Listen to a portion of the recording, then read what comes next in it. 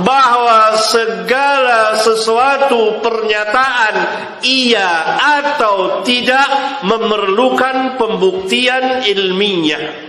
Saya ulang, segala pernyataan iya atau tidak, perintah atau larangan, benar atau sesat, surga atau neraka dan seterusnya memerlukan pembuktian ilmiah. Mana buktinya? Qul hatu burhanakum in kuntum sadiqin, kata Allah.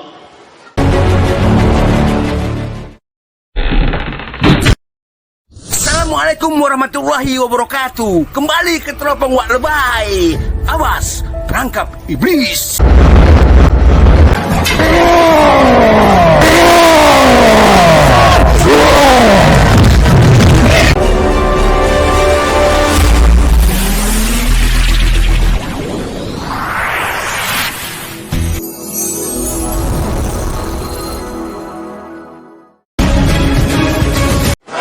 Wahabi adalah penamaan yang diberikan kepada oleh sebagian musuh-musuh Islam kepada Ahlus Sunnah, yakni ketika dakwah Syekh Muhammad bin Abdul Wahhab diterima oleh kaum muslimin dan menyebar ke dunia Islam, dan kaum muslimin kembali kepada Alkitab dan Sunnah. Syekh tidak membawa ajaran baru. Saya kira kebanyakan dari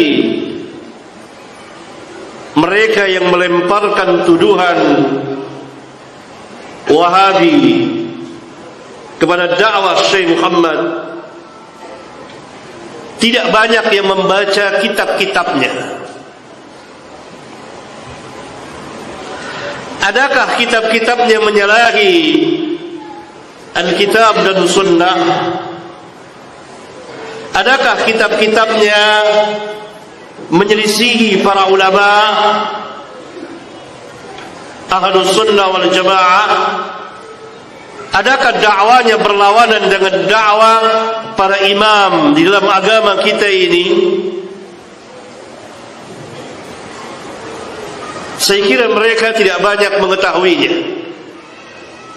kecuali di seputar tuduhan, dari satu tuduhan kepada tuduhan yang lain.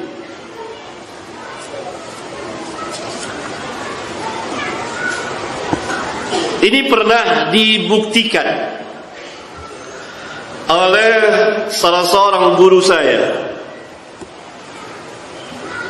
kepada sebagian kiai yang sangat memusuhi dakwah Syekhul Islam Ibn Taimiyah, padahal tidak pernah membaca kitabnya, tidak pernah sama sekali mengetahui dakwahnya. Diberikanlah sebuah kitab, setelah dihilangkan nama penulisnya, cover depannya dihilangkan, karena dia seorang kiai, bisa bahasa Arab, baca kitab. Bagus apa tidak? Baca. Bagus. Bagus. Berdalil qala Allah, qala Rasul, qala Allah. Apanya? Saya lupa apakah guru saya menjelaskan itulah Ibnu Taimiyah atau tidak, saya lupa karena sudah puluhan tahun. Tidak pernah membaca, tidak pernah mengkaji,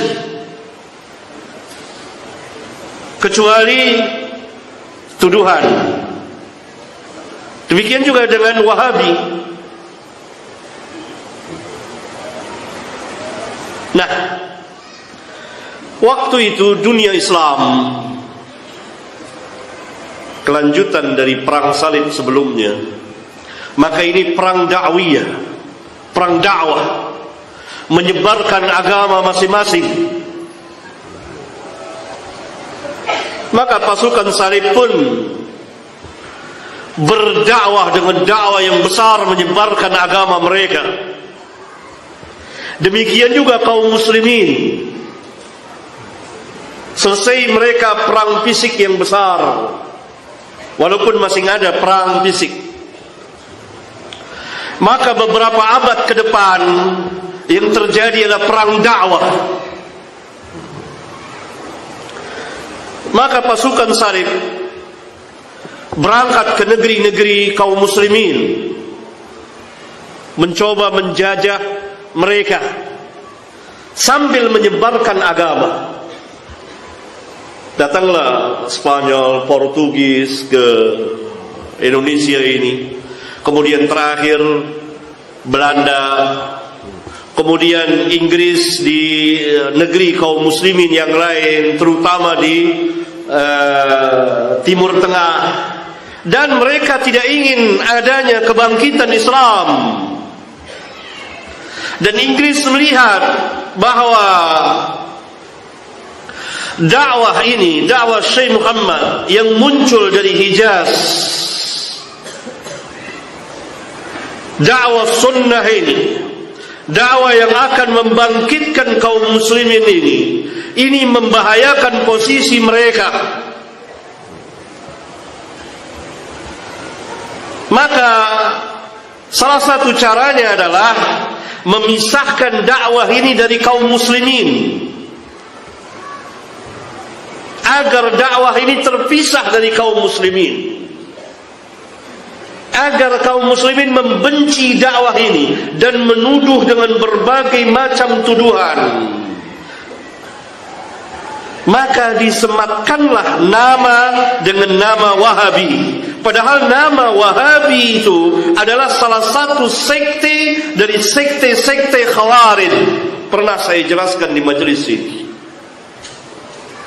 Padahal seharusnya bukan Wahabi, harusnya apa? Muhammadi. Karena namanya Muhammad bin Abdul Wahhab. Kok Wahabi tahu-tahu? Padahal ada sekte, salah satu sekte Khawarij namanya Wahabi. Sekte ini itu namanya Wahabi. Maka disematkan itu bekerja sama dengan sebagian ahli bid'ah. Dan mereka berhasil memisahkan dakwah itu dari kaum muslimin yang termakan fitnah itu, yang tidak tahu sejarahnya, yang tidak tahu sama sekali, nol besar dari dakwah Syekh Muhammad, bahkan kitabnya pun tidak pernah baca. Coba baca kitab Tauhid. Kita tidak memaksumkan Syekh Muhammad, tidak. Beliau manusia seperti manusia yang lainnya, bisa salah dan bisa benar. Tapi penyimpangan, kesesatan, mana buktinya?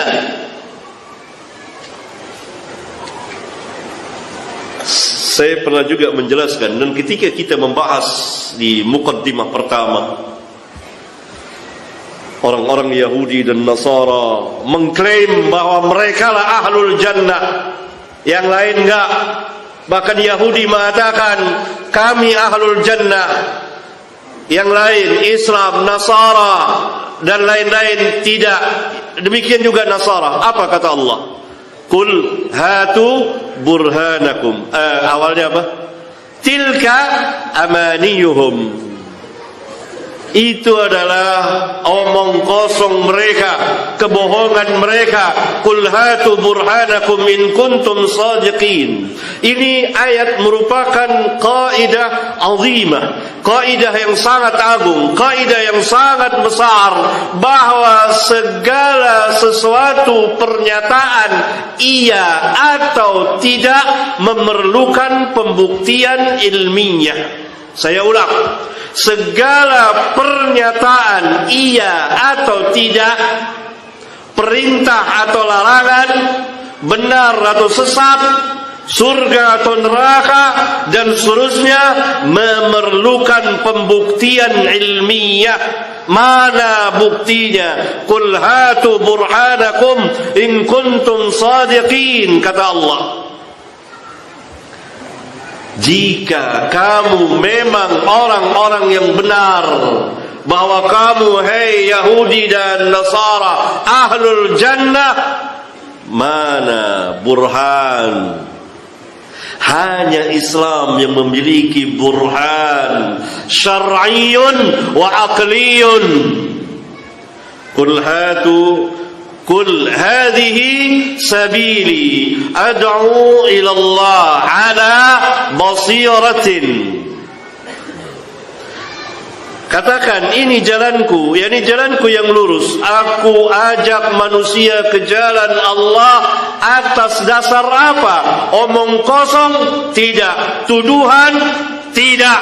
Tapi basirah. Ditafsirkan oleh ulama ilmu. Ditafsirkan lagi oleh ulama burhan, dalil. Seperti yang Allah katakan tadi, Qul hatu burhanakum in kuntum sadiqin. Ini dakwah Nabi Muhammad sallallahu alaihi wasallam. Ini dakwah Islam. Ana wa man ittaba'ani. Aku bersama dengan orang-orang yang mengikutiku. Hujjah. Maka mana buktinya?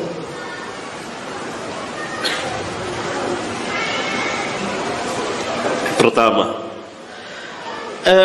apa yang saya jelaskan tadi tentang bid'ah, tidak adanya bid'ah hasanah, nukilan dari para ulama di kitab-kitab mereka.